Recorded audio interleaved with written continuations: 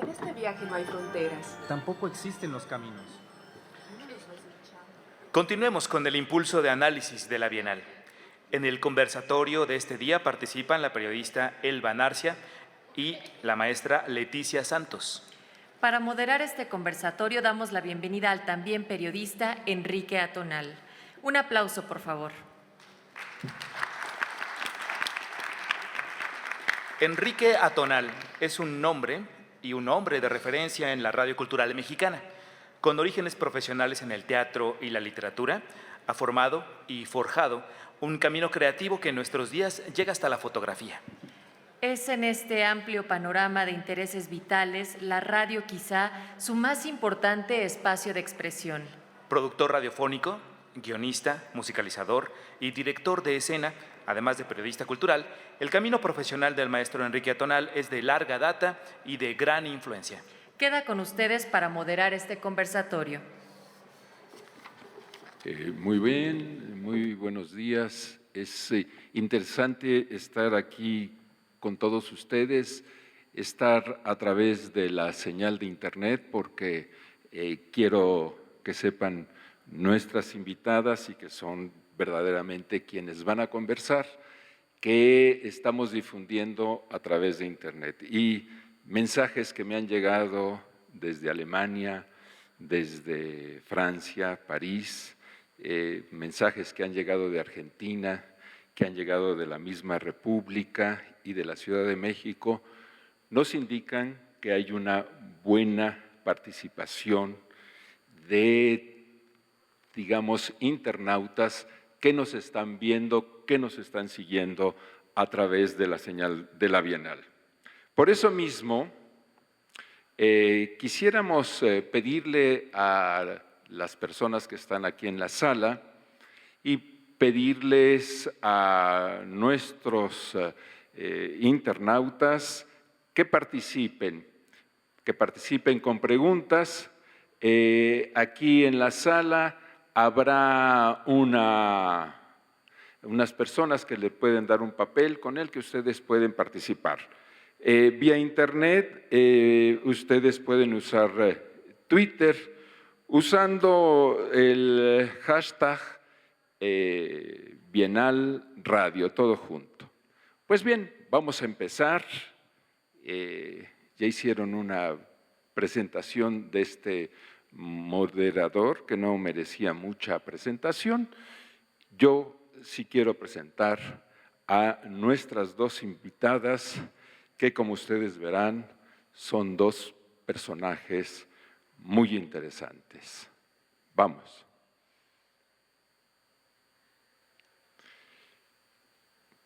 Primero, a mi lado derecho, tenemos a Elba Narcia. A mi lado izquierdo tenemos a Leticia Santos Campa. Ambas son dos mujeres de medios. Esto en los dos sentidos de nuestra acepción. Ellas tienen muchos medios, pero ellas trabajan permanentemente en los medios. Vamos con Elba Narcia. Vean ustedes en esta imagen, la podemos ver, es la imagen que está, es la de presentación de la Bienal, pero si analizamos un poco la imagen, la vemos que está en pleno desierto con una indumentaria que nos habla tal vez de Pakistán, Afganistán, y ya veremos todo eso, ¿sí? Es, yo diría, yo la defino así, una periodista de fronteras.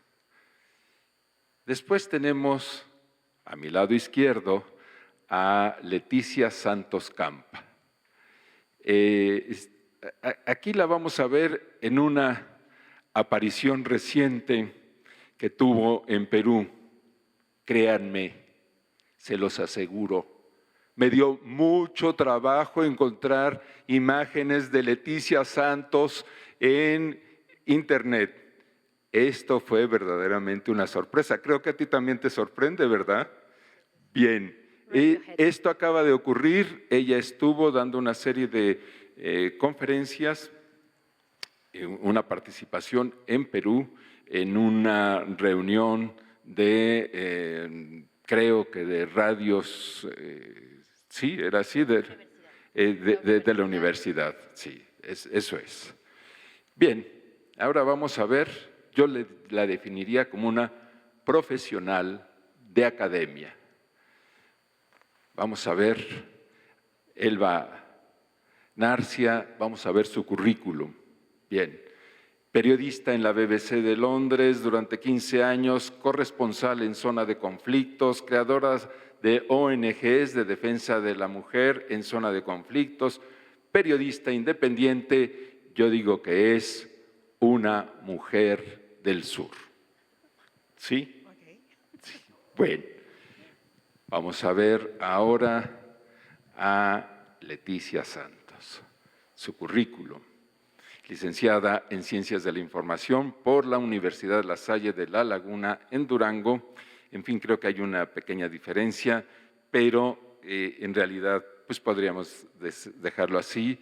Maestra en Letras Hispánicas, directora de la carrera de Comunicación de la Universidad Iberoamericana. Y aquí déjenme decirles que es muy importante esto, fue la Universidad Iberoamericana la que creó este concepto de la carrera de comunicación aquí en México allá por los años 60, cuando todavía no había bien formulado este concepto. Y es, además, directora de la Radio Ibero 90.9. Ahí me dormí y se me puso un 0, ustedes perdonarán, es 90.9, se los digo antes de que me vaya a decir algo Leticia, que le gusta que las cosas sean exactas, y yo estoy de acuerdo con ella. Ella es una mujer del norte, ¿sí? Vamos a ver la diferencia de imágenes entre nuestras dos invitadas.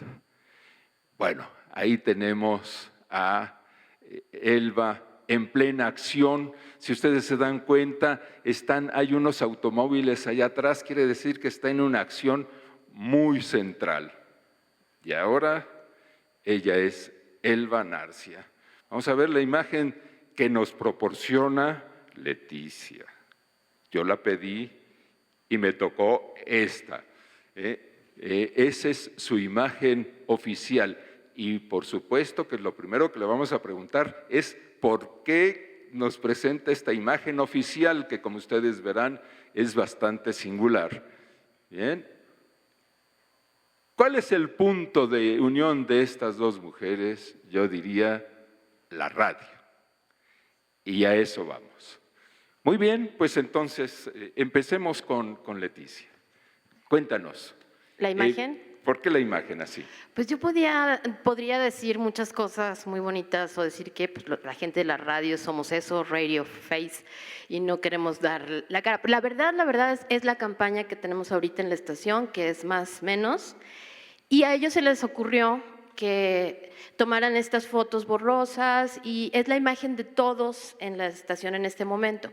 Cuando mi asistente me dijo, se los juro, que me pedían una fotografía acá, le dije, dale las de la radio y me creyó, es muy literal, Daniela. Entonces me creyó y envió esta foto. Me di cuenta en este momento cuando tomé el cuadernillo que esa era la foto que habíamos enviado. Pero en realidad es eso, la foto de la campaña, todos las tenemos así. Ya les dije a la gente de la radio, a mis alumnos, que no es una idea muy original. Si ven las de Sams, están igualitas, no se ven nada, no se entiende nada. No. Pero bueno, esa era su idea.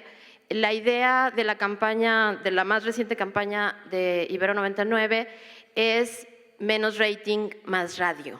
Y por eso va por ahí. Por eso va por ahí. Por eso es el más menos, menos más. Así es. Muy bien. Bueno, pues iniciamos este conversatorio también pidiéndole a Elba que nos hable un poco de su trabajo en fronteras y de su trabajo en Medio Oriente, de su trabajo en Afganistán, de su trabajo en Pakistán, de su trabajo en Sudán, de su trabajo en la BBC de Londres. A mí me sorprende mucho, y les voy a dar una idea, que haya mujeres que les guste ir a la zona de conflictos. Después les daré unos ejemplos, pero esa es mi pregunta. ¿Por qué una mujer en zona de conflictos? ¿Por qué no? Es la respuesta, ¿no? Yo creo que ya no. Mi padre me habría dicho eso cuando yo comencé a trabajar en los medios hace como 30 años. Empecé muy joven. En Chiapas, tienes razón, soy una mujer del sur, de la frontera también. Conflictos. En el 94 me tocó cubrir el conflicto zapatista. Era un movimiento, una situación que teníamos que reportar, tenemos el compromiso de estar ahí. La situación ha cambiado mucho en cuanto al acceso de las mujeres a los medios de comunicación, el ir a estas zonas de conflicto ya no es algo extraño ver a mujeres en Siria, en Irak, en Afganistán, en estos territorios. Claro que tenemos que tener muchísimo más cuidado y ese es otro tema del que podríamos conversar después, el aspecto de la seguridad para una mujer periodista trabajando en zonas de conflicto, ¿no? Pero yo creo que no es cuestión de género, reportar el conflicto es cuestión, de hecho los compañeros periodistas tienen esta broma, ¿no? Eres hombre, mujer o periodista. Y es verdad eso, ¿no? Tienes que meter a los lugares sin importar el género. A veces es más difícil hablar con la gente o tener acceso a ciertos lugares porque eres mujer y si hablan con una compañera afgana se los va a decir aún con más certeza porque para ellas que es tan difícil tener acceso a espacios públicos, a poder ser personas públicas, de pronto son señaladas. Tener que entrar a una oficina para entrevistar a un funcionario, estar en una situación tan vulnerable de esa intimidad que te da el estar en una oficina entrevistando a un hombre además, para ellas tiene que tener muchísimo más cuidado y nosotros como representantes, como sus jefes, tenemos que cuidarlas a ellas muchísimo más. Entonces, sí, volviendo a tu respuesta, no es cuestión de géneros, es cuestión de vocación, es cuestión de pasión, es cuestión de hacer las cosas que te gustan y hacerlas bien o lo mejor que puedas. Sí, y a mí me gustaría que nos explicaras, además de esta corrección que me das con respecto al género, ya sabemos que en el Islam no es tan importante, además de esta corrección que me haces, que nos contaras un poco más, que metieras a la sala un poco más en este ambiente de estar en una zona de conflicto, en una zona tan ajena a nosotros como es la de Medio Oriente. Miren, yo he estado en Afganistán, estuve 15 años viviendo en Londres, trabajando para la BBC de Londres. Después de haber trabajado y vivido en Chiapas, siempre lo digo con mucho orgullo, mis inicios, mi formación es en Chiapas. Hay mucha gente de Chiapas a la que le debo agradecer el haberme formado, el haberme ayudado a crecer y después salté el charco y me fui a Europa. ¿Cómo pudiste saltar el charco? ¿Qué te conectó con la BBC de Londres? Sí, es una pregunta, gracias por preguntarme eso. Mira, siempre quería irme y ver más allá de Tuxtla Gutiérrez y de los espacios en la frontera sur que me apasiona y me gusta mucho, la selva y todo, pero ¿qué había más allá de México? ¿Qué otras experiencias había? Cuando yo me fui al extranjero hablaba muy poquito inglés y me vinculé primero con un organismo que se llama CIJUVE, que trabaja con proporcionar a los jóvenes oportunidades de vincularse con organismos en el extranjero, desarrollo profesional. Yo ya había terminado mi carrera cuando me vinculé con este organismo, pagué 10,000 pesos, vendí un coche amarillo, el único que he tenido, para poder irme en serio, para poder irme a ese intercambio profesional. Y con 2 palabras de inglés, nada de noruego, que además no lo podía aprender, me costaba muchísimo trabajo aprenderlo. Llegué a Oslo, pero ya tenía muy claro qué quería hacer, para qué iba, ¿no? Yo quería aprender más, quería desarrollarme profesionalmente y me vinculé con una radio que es el Centro Antirracista, Radio Telus. Ellos trabajan principalmente con refugiados chilenos, hay muchos chilenos allá de la época de la dictadura de Pinochet, y trabajé con ellos programas en español. Y después me vinculé con la Universidad de Oslo, que tienen también una estación de radio, pero todos los programas los hacían en noruego. Y yo ¿Tú ya habías hecho radio o habías hecho periodismo escrito? Empecé a los 16 años, empecé muy joven a trabajar en medios. Trabajé en televisión allá en Chiapas, trabajé en prensa escrita, fui corresponsal de Canal 11, del periódico Ovaciones, de todo lo que quieras si gustes, ¿no? Escribía para el periódico de la universidad, y radio llegó por accidente afortunado a mi vida, que odié, por cierto, a la persona que cuando terminé la carrera me dieron una materia, la materia de radio, para que yo diera clases en el Tecnológico de Monterrey. Y dije, ya, pero yo no he trabajado en radio, he hecho televisión, he trabajado en prensa escrita, pues vas a dar radio. Di la clase de radio con mucho sufrimiento, de verdad que sí la sufrí, y le dije al director de la carrera, ya no quiero dar radio. Me das otras materias porque no me gustó. Y me la vuelve a dar. Dice, pues hasta que te guste, caramba. Y bueno, entonces doy la clase de radio otra vez y le voy agarrando el gusto. Hicimos ahí ya transmisiones al interior, conseguimos intercambios con las radios, ya hacíamos pasantías ahí en las radios de Chiapas y le empecé a agarrar muchísimo cariño. Cuando yo llegué a Oslo ya tenía la experiencia de la radio universitaria, ahí en el Tecnológico de Monterrey, Campus Chiapas, y también haciendo otro tipo de proyectos en las radios, ¿no? Pero era todo muy, muy pequeño, muy en pañales. Y me vinculo allá y te digo, al final de cuentas, para cortar la historia, que no aburrirlos, llego a Oslo y la Universidad de Oslo ya me vinculo y les digo, bueno, quiero tener un programa de radio en español. Pero hablaba poquitito noruego y se los dije en noruego. Y dice, sí vas a tener un programa en español, pero ¿por qué si aquí se transmite solamente en noruego? Pero es una universidad, ¿por qué no van a transmitir en español también? Y bueno, me dieron mi programa en español en la radio de la Universidad de Oslo, se llama Radio Nova. Y la gente de ahí me ayudó muchísimo, me fortaleció, me dio muchísima seguridad.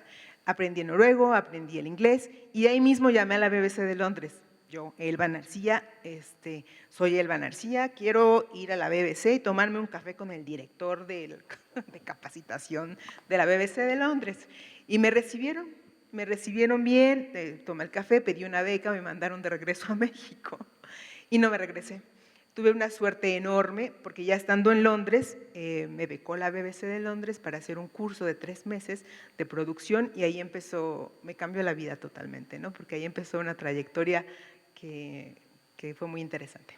Es interesante que Elba haya tenido este contacto con la radio universitaria, nos sirve muy bien de un puente para hablar de la radio universitaria, de esta Radio Ibero, que según yo la he estado viendo, oyendo, siguiendo, es una radio con propuestas muy interesantes. Me gustaría que tú, como directora de esta radio, aquí en esta Bienal de Radio, nos cuentes qué es esta radio en la que tú estás muy vinculada desde hace bastantes años, eres directora de ella desde hace 1 año y medio más o menos, pero desde que se inició has formulado la programación. ¿Qué es una radio universitaria para ti desde este punto de vista de la Universidad Iberoamericana? Gracias, Enrique. La radio universitaria es experimental. Si quieres, partimos de ahí. La radio universitaria para lo que sirve es para hacer las cosas que no te van a dejar hacer nunca en la radio comercial. Ahora, ¿qué quieres hacer con esto? Es lo que habría que plantear y lo que diferenciaría a Ibero 99 de las otras radios universitarias muy buenas que hay en este país. Nosotros nos propusimos, primero, no ser una radio estudiantil. Es decir, la radio estudiantil que se vale entre las radios universitarias es cuando te dices, yo quiero tener un programa de rock, y yo quiero uno de cocina, y yo quiero uno de responsabilidad social, y yo quiero uno de físico-matemáticas, y entonces no hacen ninguna curaduría, los alumnos la transmiten, etcétera. Te escuchan poco, es más desde el punto de vista del emisor, el que quiere transmitir que te importe mucho el que te vaya el receptor. El caso de 99, nosotros decidimos que queríamos hacer una radio que se escuchara, y que se escuchara por una audiencia muy concreta, Ahorita ya te podría decir una audiencia de nicho. En un principio solo nos regañaban porque estábamos haciendo una radio híbrida entre lo hablado y lo musical. Entonces nosotros sabíamos que los estudiantes escuchan poco y lo que escuchan es música. Y en el momento en que nosotros nacimos como estación de radio, la gente estaba ya migrando hacia sus aparatos personales para escuchar música y estaba escuchando muy poco la radio en general, la radio abierta, empezaba la radio por internet, empezaban los podcasts, empezaba todo este fenómeno. Entonces nosotros decidimos poner música, pero como para qué quiere una universidad una rocola, decimos siempre, y necesitamos tener programas hablados también, y este diálogo entre los programas hablados y los programas musicales es lo que creo que mueve a 99, que va directamente a un target joven, que les habla a jóvenes universitarios. Si me preguntan así, no nos gusta mucho cómo miden los ratings las agencias, pero los miden, ya saben. Nuestra radio es una radio de 18 a 34 años, escuchada principalmente por hombres. Y aquí viene son dos cosas curiosas. Uno, escuchada más por hombres, cuando en general la radio en México la escuchan más mujeres. Y dos, que es ABCD. Es decir, lo que nos hace pensar, y lo tenemos bastante documentado por la gente que llama, por la gente que pide boletos y demás, es ABCD. Es decir, creemos que nos escuchan jóvenes universitarios de las diferentes universidades públicas y privadas del país. Entonces, esto es más o menos lo que somos nosotros. Me causa interés lo que menciona de la radio, claro, experimental y con esa libertad, y yo creo que tal vez tú lo experimentaste en Radio Francia, no sé, en la BBC ciertamente cuando me contrataron finalmente, había un programa que se llamaba Vía Libre. La BBC de Londres cerró sus programas de radio en español. Ayer lo decían muy bien, que apostó más por el proyecto digital y por internet, los contenidos por internet. Y cerró la radio. Pero bueno, cuando yo entré ahí en el 96, había un programa maravilloso que se llamaba Vía Libre. Y Vía Libre era eso, Vía Libre, podías hacer lo que se te pagaba la gana, realmente. Entonces, lo más divertido era ir con la BBC a cubrir estos conciertos maravillosos que hay en Londres, a todos los temas culturales, ir a las exposiciones, o hacer realmente lo que quisieras, hacer esta radio en vivo, hacer los viajes, las postales de sonido. Entonces dije, me saqué la lotería, porque es como hacer radio universitaria en una gran corporación como es la BBC de Londres y con un presupuesto muchísimo más interesante que de una radio universitaria, y disfrutando cada minuto de la estancia y además cobrando, que era algo muy bueno. La radio cerró, ya fue otra historia, ¿no? Pero fue una experiencia muy, muy buena. Ya no se hace lo mismo, ¿no? Ya no hay el mismo nivel de inversiones o de dinero, de capital para poder hacer ese tipo de producciones, ¿no? En radios como la BBC. Aquí se plantea algo que me interesaría que lo habláramos y que creo que le interesa mucho a la Bienal. En la mesa pasada se estuvo hablando precisamente de esta dificultad para difundir temas experimentales, temas sonoros experimentales. Llámese esto que es radioarte, llámese música contemporánea, llámese experimentos sonoros. Esto me interesa. ¿Cómo hacen ustedes para resolver la ecuación de una radio experimental que va dirigida al público? Sí, yo creo que me uno a lo que decían Emiliano y Tito en la mesa pasada, que disfruté mucho en general la mesa, pero en particular en esto. A ver, ¿qué significa experimentar? Significa poder hacer cosas que si te salen mal, pues ya, error, no funcionó, punto, se acabó. Si te salen bien, bueno, seguimos por ese camino. Eso es básicamente lo que significa experimentar. Experimentar no es nada más hacer libremente lo que te dé tu gana, porque tú no esperas que el científico en un laboratorio diga, ¿qué pasaría si yo mezclo este ácido con este alcalino? Y no esperas eso. ¡Pum! Eso es lo que va a pasar.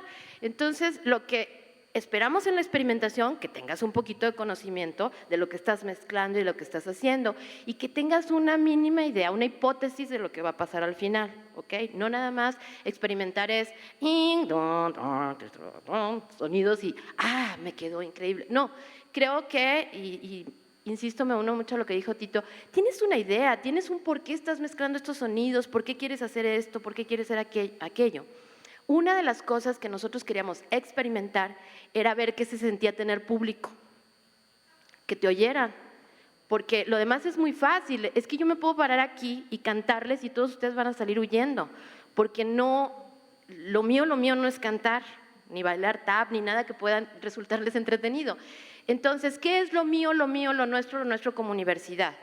Es el análisis de la coyuntura. Nosotros tenemos a los expertos que te pueden decir lo que está pasando y ya no es el intelectual el que te va a hablar de fútbol, el que te va a hablar de política, el que te va a hablar de igual, el que te va a hablar de todo. Tenemos a los expertos en las universidades, no solo en la nuestra, por supuesto, porque también invitamos a expertos de muchas otras universidades. Eso es lo que yo te puedo ofrecer, eso es. Y te puedo ofrecer experimentar en sonido. Al principio lo hicimos muy abiertamente, ya lo mencionaba Perla también, con Territorio Sonoro, que fue como de nuestras primeras, si no es que la primera campaña que nosotros realizamos en 99, y era muy en el rollo experimental, ahora que hablaban del silencio.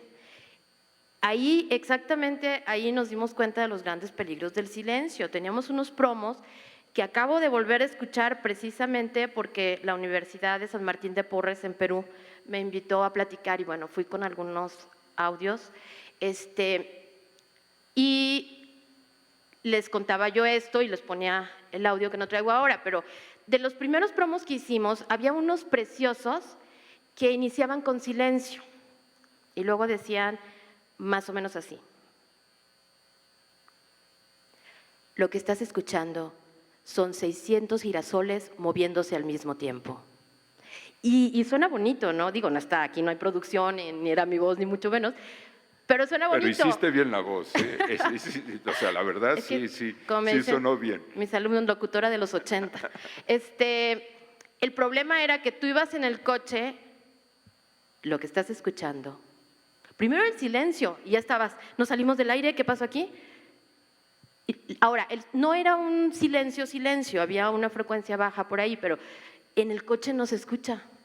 En el coche con el ruido, el tráfico, no se escucha nada más que lo que estamos escuchando. Y otra vez silencio, era aterrador. Entonces, bueno, le llamamos siempre la campaña de los girasoles, nos acordamos mucho de ella, la queremos mucho, pero no funcionó. También hay que ver eso, o sea, es experimentar, ensayo y error.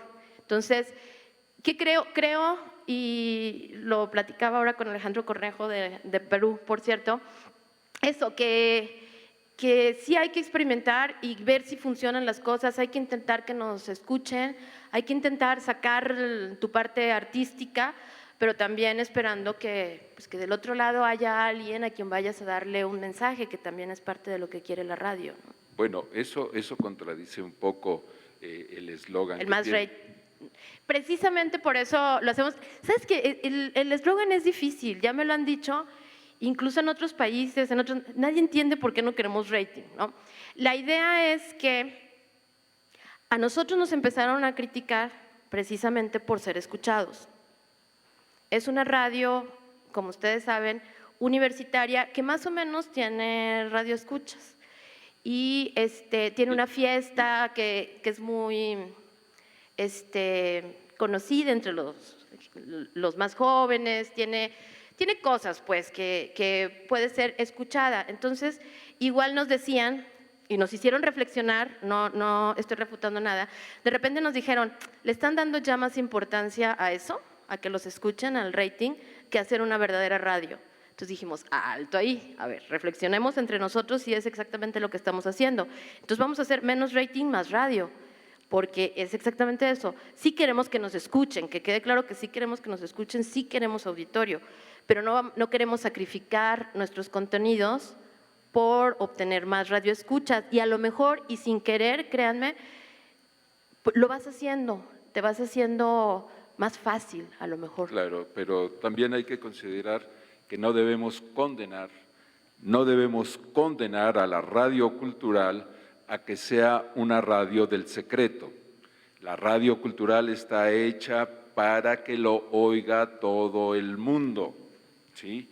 Entonces, no podemos nosotros mismos asumir la idea, espantarnos con la idea de ser la radio más escuchada. Hay que luchar por ser la radio más escuchada. Sí. Bueno, gracias. Es para ellas. Yo vengo a esta zona de conflicto, a este trabajo en condiciones muy especiales. Yo quisiera recordar aquí a mujeres periodistas, jóvenes mujeres periodistas que se han arriesgado por estar en lugares de conflicto. La primera que me viene a la mente, bueno, lo estoy leyendo, me vino a la mente, es Judith Torrea, española, que se ganó un premio en España por trabajar en Ciudad Juárez. Ella, Judith Torrea, en el momento más álgido de Ciudad Juárez, decidió quedarse ahí, seguir con su blog, el blog se llama Juárez bajo la sombra del narcotráfico, y siguió trabajando ahí hasta le dieron su premio y estuvo ahí con mucha valentía. Toda la gente en Ciudad Juárez la conoce, además porque dicen, yo no la conozco personalmente, he hablado con ella por teléfono, pero que es una mujer alta, imponente, bella. La otra, esta mujer es Karen Marón. Ella fue colega de nosotros en Radio Francia Internacional y siempre estaba apasionada por Medio Oriente y la situación de conflicto en Medio Oriente. Y bueno, viendo la situación ahora en Medio Oriente, pues sí, se pregunta uno qué será de ella, cómo estará trabajando. Y por último, quiero referirme a otra colega, a Edith Bouvier, que fue herida en la ciudad de Homs en 2012 por un bombardeo de la aviación siria contra los rebeldes en ese momento, una masa más de opositores, más que lo que está pasando por ella, y que fue salvada de milagro, y de milagro pudo pasar a la frontera turca. Entonces, pensando en ellas y pensando en la situación de nosotros, de nuestro país, yo te quiero preguntar, Elba, ¿tú irías en este momento, serías capaz de ir a hacer un buen reportaje de lo que está pasando en Iguala?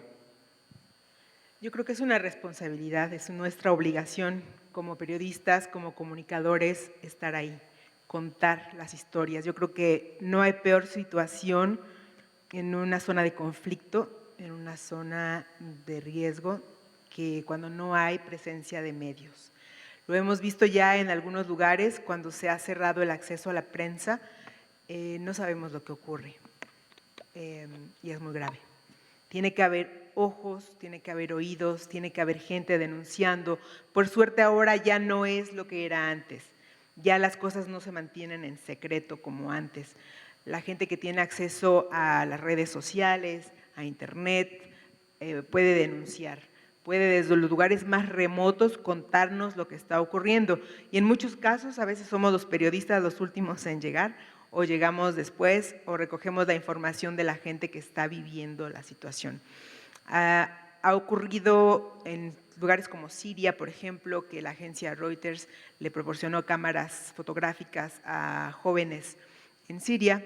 Los muchachos eran activistas, estaban directamente involucrados en el conflicto en Siria y los asesinaron. Reuters estuvo en fuego cruzado, estuvo en una situación muy grave porque ellos proporcionaron, esta gente estaba reportando para la agencia. Sin embargo, los muchachos vivían ahí, ¿no? Y en cualquier momento tristemente iban a morir. y tenían la oportunidad de tener el equipo para poder contar las historias, para poder contar lo que estaban viviendo. Lo mismo ocurre que hoy nos enteramos de Malala con el Premio Nobel de la Paz. Esta muchachita es bellísima, yo viví en Pakistán también una temporada, estaba reportando, haciendo un blog que lo estaba reproduciendo la BBC de Londres. También fue un caso bastante crítico porque se cuestionó que se le diera tanta luz, que se le pusieran los reflectores a una jovencita que se le puso en riesgo, ¿no? Son temas para debatir, es cuestión de ética, pero es cuestión también de proporcionar las herramientas a la gente para que se pueda comunicar. Hay muchos organismos internacionales que están ahora mismo proporcionando cámaras fotográficas, teléfonos inteligentes, están invirtiendo mucho para que haya acceso a internet, telefonía móvil en países en conflicto. Curiosamente, en lugares como Afganistán, Pakistán, en muchos lugares que están listados por la OCDE como países, estados frágiles, estados fragmentados, está creciendo mucho el acceso a las nuevas tecnologías, el acceso a tecnologías. En Afganistán, por ejemplo, un 85% de la población tiene teléfono celular y es una manera muy eficaz de comunicarse y peligrosa también, porque, por ejemplo, el Talibán, que siempre tienen un mecanismo impresionante para comunicarse, se han desarrollado muchísimo en ese sentido.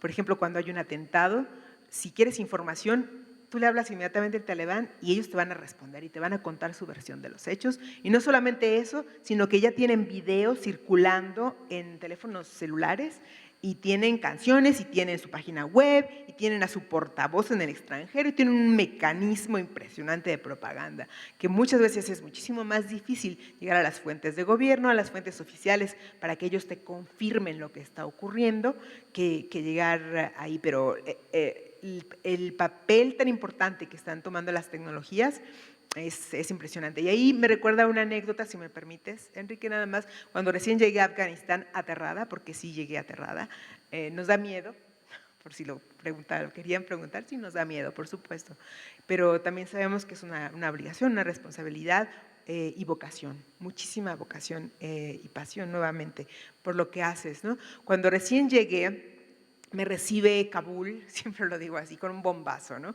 Hubo un atentado suicida justamente pocos días después de que llegara a la vuelta del lugar a donde me estaba hospedando.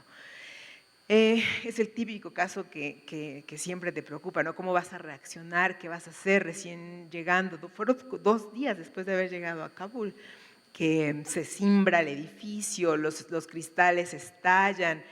Realmente, ya por cuestión de supervivencia, no sé, se me ocurrió dejar mi ropa ya colgada, preparada, mis zapatos, que me acuerdo que me tiré al suelo y me vestí como pude y me fui arrastrando porque había un tiroteo en la calle y los cristales habían estallado, entonces era muy peligroso. Salí de mi habitación arrastrando y me metí al lugar, al búnker, donde estaban, la mayoría eran afganos, y ¿qué creen que estaban haciendo? Bueno, estaban orando y estaban escuchando las noticias en su teléfono celular. Ellos estaban manteniéndonos al tanto de lo que estaba ocurriendo por una radio que transmitía y tenía la recepción en telefonía celular. Entonces ahí piensas en país en conflicto, un lugar en extrema pobreza, y es el vínculo que tienes, el acceso que tienes a la información. Pues muy interesante. Yo no sé si ustedes estén de acuerdo en que pasemos de alguna manera a las preguntas para que este sea un verdadero diálogo, si no, nosotros podemos seguirnos aquí. Solamente como un dato adicional, quiero recordarles, para que veamos los peligros que se corren en la profesión de periodista, quiero recordarles que México es el país más peligroso para el periodismo de acuerdo con varias organizaciones internacionales. Entonces, sí, pasan cosas en Afganistán, pasan cosas en Siria, pero desgraciadamente pasan cosas a la vuelta de la esquina y la muerte de periodistas sigue quedando impune. Y aquí va una pequeña anécdota, si me permites. Fue a la manifestación que hubo por los estudiantes de Guerrero y Publiqué algunas fotos, que también es un ejercicio. Yo creo que todos tenemos ya acceso a esa tecnología, hay que usarla, no hay que tenerle miedo, y yo creo que es la evolución de la radio, aprender a usar esas tecnologías. Hay muchas aplicaciones que puedes usar en tu teléfono celular para editar audio, para subir fotos, para estar posteando inmediatamente en tiempo real, y tienes que hacerlo, ¿no? Ya no es como se hacía antes, estamos reportando en el momento, y nuestros grupos, tal vez tengo 700, 800 amigos, yo qué sé, en Facebook, no sé cuántos seguidores en Twitter, 2, yo qué sé, pero yo creo que es importante estar ahí, ser testigos y poder reportar, ¿no? Pero bueno, al ver las fotos, porque tengo la fortuna de tener amigos en distintas partes del mundo, y me pregunta un compañero periodista de Afganistán: oye, ¿qué está pasando en México? ¿Qué pasa con esos estudiantes? Y le dije: no sabemos. Y le pongo un link a una nota del New York Times. Y me dice: oye, México está peor que Afganistán. Y dije: bueno, no es la Pues primera sí. vez que lo escucho. Ellos mismos me decían, cuando yo venía de vacaciones a ver a mi familia de Afganistán: ten mucho cuidado, me decían mis amigos afganos, ten mucho cuidado, vas a México. Claro. Los amigos afganos Bueno, también. Yo le ya- quiero preguntar una cosita a Sí. Elba. Ahorita que decías esta anécdota que contabas anteriormente, en que estaban escuchando la radio a través de los celulares, que me parece. ¿Quién emitía? ¿De dónde partía esa radio? Mira, hay distintas radios, que eso, el boom de los medios de comunicación en los últimos años, porque ha habido mucha inversión extranjera, ¿no? No solamente, también los afganos que viven en el extranjero han apoyado estos proyectos de comunicación, y hay organismos como Naciones Unidas, como la Unión Europea, como Internews, como otros organismos que están apoyando el periodismo libre, la libertad de expresión y demás. También hay medios de comunicación que están manejados por grupos. Sí, por el Talibán, o que vienen desde Irán, o que tienen otros intereses y otras influencias, ¿no? Pero este boom de medios de comunicación en un país como Afganistán, que en los últimos 10 años, estamos hablando realmente, que es realmente impresionante, y ese es el peligro ahora, y es algo en lo que yo estuve trabajando también, estuve 3 años en Afganistán. En el último periodo ahí era, bueno, ya los fortalecimos, se hicieron 50 estaciones de radio, se capacitó a mujeres y hombres periodistas, se trabajó en contenidos, etcétera. ¿Ahora qué van a hacer? ¿De qué van a vivir? Es otra nuestra problemática tiene más que ver con o el dinero o la metralleta, y las amenazas y la corrupción y cosas por el estilo. La impunidad. La impunidad, lo que me decían en Torreón, por ejemplo, es cuando empezó todo esto, hubo una matanza tremenda de chavos, de la que no se habló mucho, de la que nos documentaba un periodista de La Laguna, las pocas notas que habían salido más notas en el mundo, Claro. que en el propio país, y lo que nos decía es que hay que hacerlo visible aquí, en el centro, donde es un poquito menos inseguro, más difícil que te ataquen, más posible, porque ellos desde los estados es muy complicado que puedan hablar, hablando de las diferencias de las zonas de conflicto, Claro. que somos Hay nosotros. varios periódicos de la frontera que dejaron de informar personalmente sobre temas de narcotráfico. Pero ya que estamos hablando, y esta es una pregunta del público, yo como público que te hago a ti, entonces yo quisiera preguntarte, ¿cómo resuelven ustedes el problema en la estación de la Ibero entre Internet y la difusión hertziana? No le hemos visto ningún problema, al contrario, una gran ayuda, como bien está diciendo Elba, ¿no? Creo que conviven estos medios, es maravilloso. Además, por Internet no tenemos legislación, ni tenemos limitantes absolutamente de nada, salvo derechos de autor. Corre el rumor de que no podemos poner música, entonces por eso no tenemos podcast. Pero streameamos, o sea, sacamos por internet la programación de la estación entera, entonces se puede escuchar por internet, lo cual quiere decir que nos escuchan en otros países y eso es buenísimo. Claro. Somos una estación tuitera, a diferencia de las demás que son más Facebook. Muy probablemente porque tenemos una página en donde están cargando artículos todo el tiempo. Tenemos una página de internet muy activa, tenemos cuentas de Twitter y de Facebook, de Instagram, que funcionan muy bien y que la gente quiere estar en ellas. Entonces, creo que nosotros, canal de YouTube, convivimos bastante bien con esas cosas, porque incluso es una retroalimentación del público instantánea. tú pones una canción que no les guste, un artista que no les guste, o das una opinión que no les parece correcta, inmediato. inmediatamente te tuitean, empieza la tuitiza horrible. Bueno, Hater. ahora sí vamos a empezar con las preguntas de nuestra asistencia, tanto por internet, no olvidemos que estamos difundiendo al mundo, como aquí en la sala. Esta es una pregunta de José Luis Ramblas, que viene de la Universidad de Ecatepec, y es una pregunta para ti. Para las demás universidades, tanto públicas o privadas, ¿ustedes les brindarían una oportunidad y espacio en la estación de la Ibero? No tengo las cifras exactas, pero lo acabamos de sacar y nosotros tenemos una gran mayoría de estudiantes. A ver, nosotros trabajamos con 15 personas pagadas, profesionales de la radio, entre productores, jefes de contenidos. De hecho, nuestra estructura es muy rara porque termina con jefes de contenidos y abajo no hay nada, ¿no? Y porque son los estudiantes. Y trabajamos aproximadamente con 200 estudiantes voluntarios. De esos, algunos están ahí todo el día, otros llegan, dan su cápsula y se regresan, o hacen su programa y se regresan, lo que sea. Pero en total son 200 colaboradores voluntarios.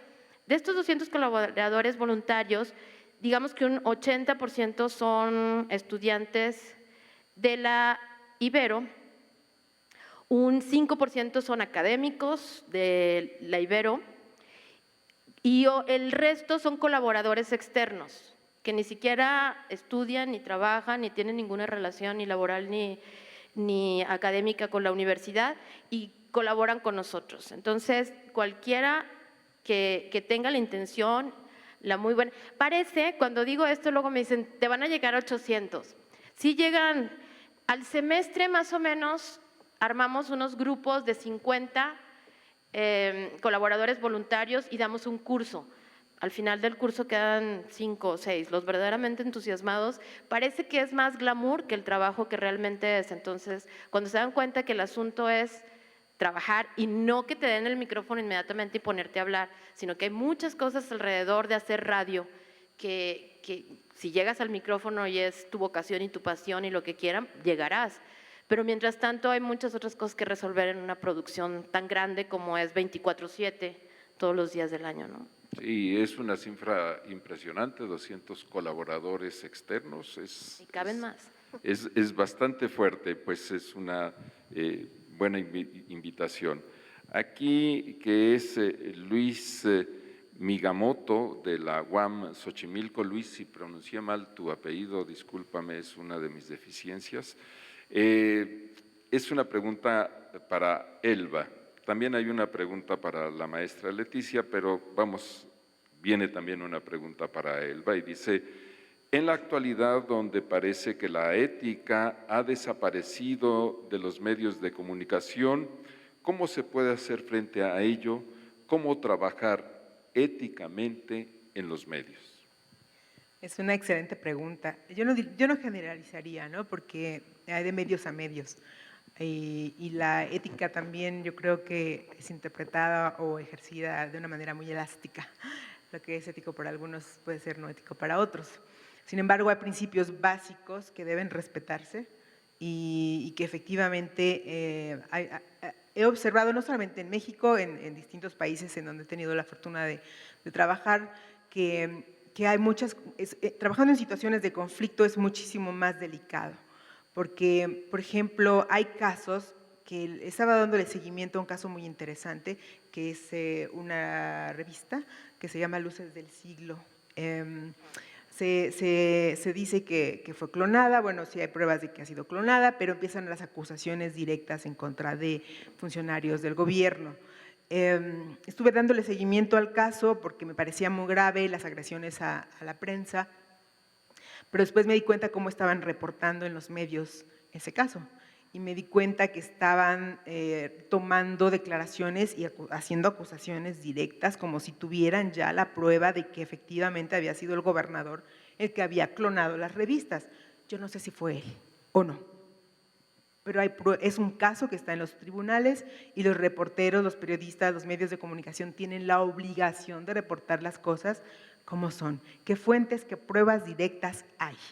En el caso de situación, la de Guerrero, en una situación tan grave como la violencia que se está viviendo en México, es aún muchísimo más delicado esto, porque hay periodistas que están arriesgando su vida. Hay un compañero que me decía hace poco que muchos de los periodistas, no tengo pruebas de eso, de que muchos de los periodistas que han sido asesinados en México tienen de alguna manera algún tipo de vinculación con grupos que no son completamente lícitos, digámoslo así, ¿no? O que han recibido algún tipo de información, que es un tip, que puede ser una nota caliente, una nota exclusiva, muy buena, hay que publicarla sin pensarlo, los editores, los directores de los medios lo publican sin ver de dónde vino esa información y cuáles son las implicaciones, los riesgos para el periodista, los riesgos para su familia, los riesgos para el medio también, ¿verdad? ¿Quién nos está utilizando? ¿Por qué nos están dando esa información en este momento? ¿A quiénes estamos sirviendo? Preguntarnos siempre todo, cuestionarlo todo. No comprar las cosas nada más porque nos la dijo. Hubo un caso en Afganistán, por ejemplo, se los refiero rápidamente, en el que uno de los reporteros dice, hay informes de una fosa común, 300 cadáveres. ¿Quién te lo dijo? El hermano del presidente. ¿Viste los cuerpos? No, pero el hermano del presidente debe ser una fuente sólida, suficientemente creíble, ¿no? No, en una situación política, ¿a quién está sirviendo este señor? ¿Por qué tienes interés de estar difundiendo esa noticia? Vas al pueblo, hablas con la gente, buscas evidencia, ¿dónde están los desaparecidos? ¿Dónde están los cuerpos? Y hasta que tengas evidencia lo reportas, porque si no vas a empezar a denunciar y a decir cosas que no tienes evidencia, prueba, ¿no?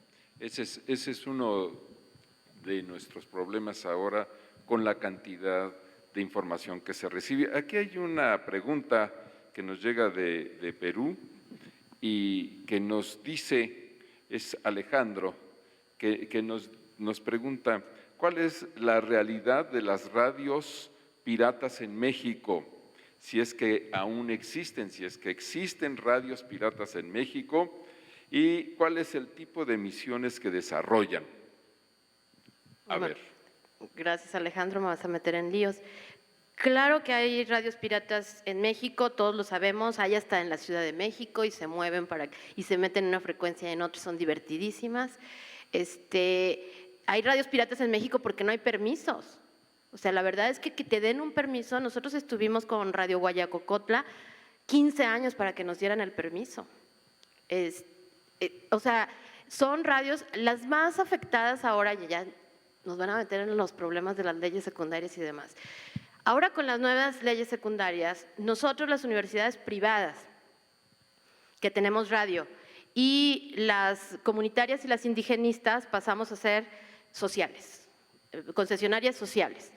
Y pues las más amoladas de todos, las que menos pueden comercializar, las que menos… A mí eso no me preocupa porque a nosotros nos mantiene una universidad, pero las comunitarias que no les vas a permitir que le compren… Bueno, me estoy metiendo… Y esas son las legales. Ya no les cuento las que no han obtenido un permiso. Pero yo lo he visto, nosotros estamos ahora en Bachajón, Chiapas, que hay por ahí una misión jesuita. Estamos tratando de abrir y estamos buscando el permiso y batallando muchísimo. Porque aquí en la Ciudad de México te dicen que ya no hay espacio radioeléctrico y en Chiapas tampoco te van a decir eso. Pero bueno, a un lado, muy cerquita, hay varias radios que no tienen permiso y está la torre y pasan los soldados y todo el mundo ve lo que está ocurriendo y el pueblo entero sabe. Y entonces tienen sistemas padrísimos, que comentaba también con Alejandro, que llegan a poner un buzón entrando al pueblo y entonces todo el mundo deja sus mensajes ahí. Y entonces la radio los recoge y los lee al aire, ¿no? Dice fulanito que no se te olvide meter a la vaca que está pastando allá. Es hora de quitar… Todos acuérdense de que hoy hay que recoger la cosecha, que está cayendo una plaga en el café, ya es conveniente que tengamos las siguientes precauciones. En fin, esas son las cosas que se dicen, y hasta mensajes de amor, por supuesto, y cosas por el estilo. Eso es una radio comunitaria. Hay radios piratas, sí, porque no dan los permisos, porque claro, es muy complicado conseguir los permisos, y también hay las otras, hay el otro fenómeno también interesante. Hay mucha… En el sur del país hay mucha radio pirata religiosa. Ajá. Que tienen alabanzas, le llaman ellos. Entonces son canciones como tipo pop, pero en vez de decir mi amor, dicen Señor al final. Entonces es lo mismo, mi Dios y cosas por el estilo, pero hay un montón de radios religiosas y un montón de radios también que están vendiendo, si ustedes quieren, a 5 pesos la mención, pero que están vendiendo en su comunidad. ¿Eso lo quieren frenar? ¿Es frenable? No sé. Eso nos haría pensar que lo religioso no quita lo pirata. Exactamente. Sí. Hay mucha radio religiosa. Lo religioso no quita lo pirata. Diles a los españoles. Está muy bien. Bueno, y ya casi para terminar, aquí Salomón Reyes Silva de Aguascalientes vuelve a preguntarle a la maestra Leticia. Es normal porque nuestro público es un público joven universitario, inquieto por su porvenir y que quiere saber qué onda, qué pasa con las radios universitarias. Él nos pregunta, los parámetros en torno a Radio Ibero son indicadores mercantiles. ¿Cómo se practica el quehacer educativo y social de esta radio de una universidad privada? ¿Se puede situar el concepto de lo alternativo, entre comillas, fuera del contexto del mercado? Pues ya siendo alternativo ya no es mainstream, ya no es mercado, ya no es tan mercado. A ver si estoy entendiendo. Yo los parámetros que di son los parámetros que tiene IVOPE, que tiene Nielsen, que tienen las agencias que miden, y así nos miden. No nos gusta, quisiéramos que midieran otras cosas. Todo el mundo está, en las universidades sobre todo, tratando de encontrar formas de medir en otros términos y no cuantitativamente solos, sino cualitativamente. ¿Cómo medimos? Nosotros llamamos la atención de nuestro público principalmente por la música, y la música no la van a encontrar en Alfa, ni en la Z, ni en la Qué Buena, ni en ninguna otra, muy probablemente en Reactor, que es del IMER, y nosotros somos los únicos que tocamos ese tipo de música que empezó, yo no sé cómo llamarle, pero le llamaban indie muy al principio porque era música independiente, es decir, música que no era de las grandes disqueras, sino de disqueras emergentes que estaban sucediendo. ¿Qué hacemos? Tenemos excelentes curadores de música, chavos que le saben muy bien y que encuentran una rola que les gusta y buscan al artista por el mundo entero. Nos llega también mucha música nueva de bandas nuevas del país. Y escuchamos y lo que nos va gustando lo metemos a la estación, invitamos a la gente. Esa es nuestra parte musical. En nuestra parte hablada tenemos muchas cosas que hacer también nosotros. No sé si decir esto, pero no se les olvide que la reacción de los 131 estudiantes fue en la cabina de Ibero 90.9 cuando al aire vieron que el candidato se regresaba y dijeron, el candidato tuvo miedo y empezaron a decir cosas al aire, en fin. Nos ha pasado, nosotros trabajamos mucho con ONGs, nos dan casos, somos una radio finalmente muy de estudiantes, muy pequeñita, muy de nicho. Parece que nos escuchamos mucho, pero si lo ves en términos rating, no es mucho, pero es una audiencia a la que nadie está llegando. Por tanto, es una audiencia muy interesante, absolutamente para todos. Son jóvenes, son 18-34, son los que mueven al país. Entonces, tenemos las ONGs, por ejemplo, que nos pasan casos importantes, nosotros los sacamos y nos retoman otros medios. Tampoco les voy a decir que hacemos todo el ruido del mundo. Ya hemos logrado sacar gente de la cárcel, hemos logrado poner el tema de migrantes. Se pueden hacer muchas cosas cuando ya tienes al público cautivo, con un estilo, una música y una estética que les gusta. Ahí es donde tienen que estar los temas importantes y ahí es donde tienes que incidir hasta el fondo, precisamente entre los que sí se saben y se pueden mover como lo han demostrado en este país. Bueno, pues yo pienso que hemos dicho todo. Hay una conferencia que sigue, sí, una conferencia magistral que sigue. Los invito a que la sigamos. Muchas gracias a estas mujeres de medios que han estado con nosotros. Elba Narcia, muchas gracias. Gracias, Enrique. ¿No?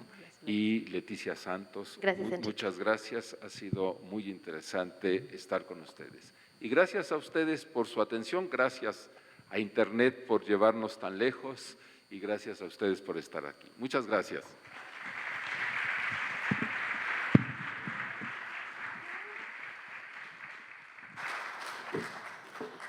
Bien, amigos, amigas, colegas, llegamos al final del último conversatorio de la 10ª Bienal Internacional de Radio, un espacio, un formato que se realiza por primera vez en esta edición y que, como hemos podido ver, ha despertado gran entusiasmo y también interés entre los participantes y asistentes. Natalia. Les invitamos a hacer un breve receso para continuar con la presentación de la conferencia magistral del doctor José Iges. Muchas gracias. La salsa no como grato esparcimiento, sino como un fenómeno social que ha llegado para hacer historia. Para mi querida Marta Chocolate, que está en sintonía.